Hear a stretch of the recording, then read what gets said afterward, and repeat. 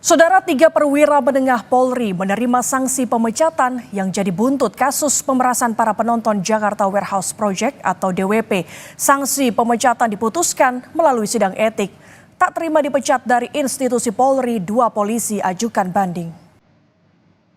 Barang bukti yang berhasil kita amankan, kita 2,5 miliar sekian. Dan nanti akan dikembalikan kepada yang berhak. Sidang etik terhadap polisi yang diduga terlibat kasus pemerasan penonton DWP berlanjut Kamis kemarin. Mantan Kepala Subdit 3 Direktorat Reserse Narkoba Polda Metro Jaya, AKBP Malvino Edward Justisia, resmi dijatuhi sanksi pemberhentian tidak dengan hormat setelah terbukti melakukan pemerasan penonton DWP 2024. Putusan ini ditetapkan dalam sidang Komisi Kode Etik Polri yang berlangsung selama 2 hari. Malvino menyusul atasannya, mantan Direktur Reserse Narkoba Polda Metro Jaya, Kombes Donald Parlaungan Simanjuntak, dan ex-Panit 1 Unit 3 Subdit 3 Ditres Narkoba Polda Metro Jaya, AKP Yudi Triananta Saiful, yang sudah lebih dulu dipecat Polri. Karopenmas Divisi Humas Polri, Brigjen Truyodo Wisnu Andiko, menyebut Malvino terbukti memeras jumlah penonton DWP warga Malaysia dan Indonesia yang diduga melakukan penyalahgunaan narkoba.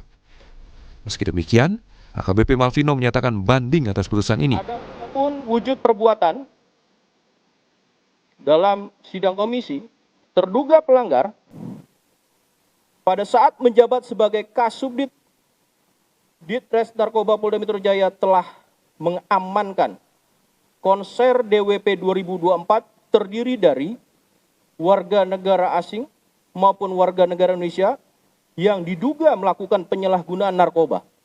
Namun, pada saat pemeriksaan terhadap orang yang diamankan tersebut telah melakukan permintaan uang sebagai imbalan dalam pembebasan atau pelepasannya.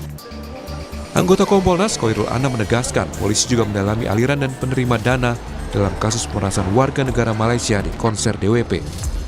Saat ini polisi telah menyita uang sebesar 2,5 miliar rupiah yang menjadi barang bukti kasus pemerasan konser DWP dan akan mengembalikan uang ini kepada korban. Beberapa korban ada yang mengaku kalau dia mentransfer uang ke sejumlah acara.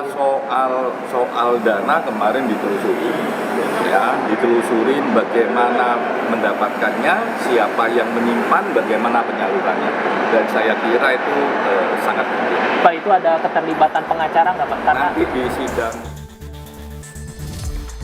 Kasus ini bermula dari dugaan pemerasan terhadap 45 warga negara Malaysia yang menjadi penonton konser Jakarta Warehouse Project 2024. Dugaan pemerasan polisi mencuat usai muncul sejumlah pengakuan korban yang diunggah di akun X yang berisi adanya penangkapan sekitar 400 penonton dan melakukan tes urin.